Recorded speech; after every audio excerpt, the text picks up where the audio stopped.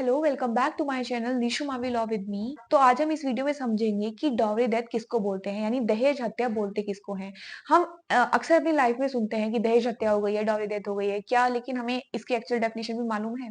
तो section 304 B of Indian penal code यानी भारतीय दंड संहिता की धारा 304 बी इसके बारे में बताती है कि व्हाट इज डॉवरी डेथ, यानी दहेज हत्या है क्या।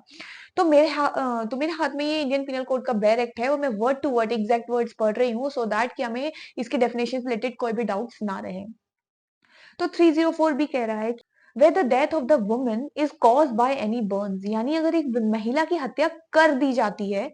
by any burns, किसी भी तरह उसको बर्न्स देकर, बर्न मतलब रिलेटेड टू आग, आग से कोई भी मतलब आग रिलेटेड यानी जला के या किसी भी तरह उसकी हत्या कर दी जाती है, और बॉडीली इंजरी या फिर उसके उसको कोई बॉडीली इंजरी दी जाती है यानी शारीरिक क्षति पहुंचाई जाती है, और occurs otherwise than under normal circumstances, या उसकी जो डेथ होती है वो नॉर्मल सर्कमस्टांसेस से अलग होती है, यानी जैसे कि नॉर्मली डेथ होती है उससे उसकी डेथ जो हुई है अलग हुई है।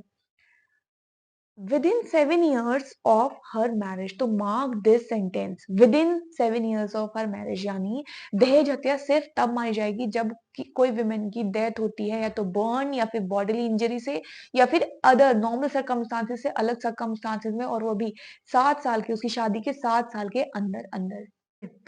And it is shown that soon before her death, और ये पता चलता है कि सून बिफोर हर डेथ यानी उसकी मृत्यु से पहले she was subjected to cruelty, उसके साथ क्या हुई थी, क्रुएल्टी हुई थी। मतलब क्रुएल्टी किसी भी तरह की हो सकती है, क्रुएल्टी अगर मैं बहुत सिंपल वर्ड में बोलूं तो बहुत तरह उसको परेशान कर दिया गया, प्रताड़ित कर दिया गया था, चाहे फिजिकली या फिर मेंटली। ओके। और हरासमेंट बाय हर हस्बैंड, या फिर उसका साथ हरासमेंट हुआ है बाय हर हस्बैंड, उसके पति द्वारा, और any relative of her husband, या फिर उसके पति के जो भी रिलेटिव्स हैं, रिश्तेदार हैं, उनके द्वारा, और in connection with any demand for dowry, या फिर कुछ भी ऐसा कनेक्शन दिखाई देता है कि उस वुमेन से डाउरी की डिमांड की गई थी, दहेज की मांग की गई थी, यानी उसकी मृत्यु से पहले ही she was subject to cruelty, या तो उसके साथ क्रुएल्टी हुई थी या फिर उसके साथ हरासमेंट हुआ था बाय हर हस्बैंड और by the relative of her husband, या फिर कुछ भी ऐसा शोन होता है कि भाई दहेज की मांग की गई थी। Such death shall be called dowry death, तो ऐसी हत्या को हम दहेज हत्या बोलेंगे, यानी ऐसी डेथ को हम डाउरी डेथ बोलेंगे। एंड सच हस्बैंड और relative shall be deemed to have caused her death, और ये माना जाएगा कि जो उसका हस्बैंड था या जो उसके रिलेटिव्स थे उन्होंने डाउरी डेथ कर दी, उन्होंने दहेज हत्या कर दी है।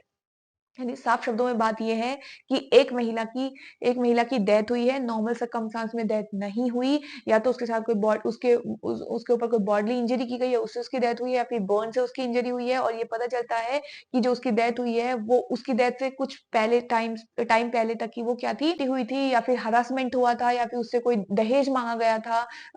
हस्बैंड के द्वारा या फिर हस्बैंड के रिलेटिव्स के द्वारा, और वो भी ये सब चीजें 7 साल के अंदर अंदर हो जानी चाहिए, तो ही हम एक हत्या को दहेज हत्या मानेंगे, अदरवाइज नहीं, अदरवाइज नॉट एट ऑल। अब बात आती है कि अगर दहेज हत्या होती है तो जो दहेज हत्या करते हैं यानी हस्बैंड और the relative of the husband, उनको क्या सजा मिलेगी। तो सेक्शन 304 बी का क्लॉज 2 ही इसके बारे में बात करता है कि उनको क्या सजा मिलेगी। तो ये कह रहा है whoever commit dowry death, जो भी dowry death commit करते हैं shall be punished with imprisonment for a term which shall not be less than 7 years। तो उनको पनिशमेंट कितना मिलेगा, पनिशमेंट इतना मिलेगा कि वो 7 साल से कम नहीं होगा, but which may extend to imprisonment for life, लेकिन वो जा सकता है उनकी आजीवन कारावास तक, यानी उनको पूरी लाइफ के लिए भी इम्प्रिजनमेंट मिल सकता है। एक केस है Tumala Venkateshwara Rao versus state of Andhra Pradesh. इसमें कोर्ट ने जो वर्ड मैंने भी यूज किया है सून बिफोर हर डेथ, यानी उसकी डेथ होने से जस्ट पहले। तो कोर्ट ने कहा कि जस्ट पहले का मतलब ये नहीं है कि जैसे उसकी अभी डेथ हुई और जस्ट 1 घंटे पहले, 2 घंटे पहले, या 2 दिन पहले, 4 दिन पहले। कोर्ट का यह मतलब था कि कुछ टाइम पहले तक ऐसा उसके साथ हो रहा था। आई होप कि इस वीडियो के बाद आपके अंदर कोई भी कंफ्यूजन नहीं रहेगा डाउरी डेथ के लिए, आपके सारे कंफ्यूजन क्लियर हो चुके होंगे और आप हर डेथ को डाउरी डेथ नहीं बोलोगे। साथ ही मैं आपको बता दूं कि अगर ऐसा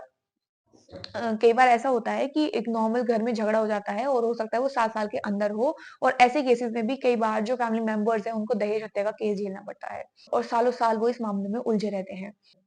सो ये थी आज की वीडियो, आई होप कि आपको समझ में आया हो, and if you like the video so please press the like button और subscribe to my channel. Thank you so much, मिलते हैं नेक्स्ट वीडियो में ऐसे एक यूजफुल इन्फॉर्मेशन लेके। Thank you so much.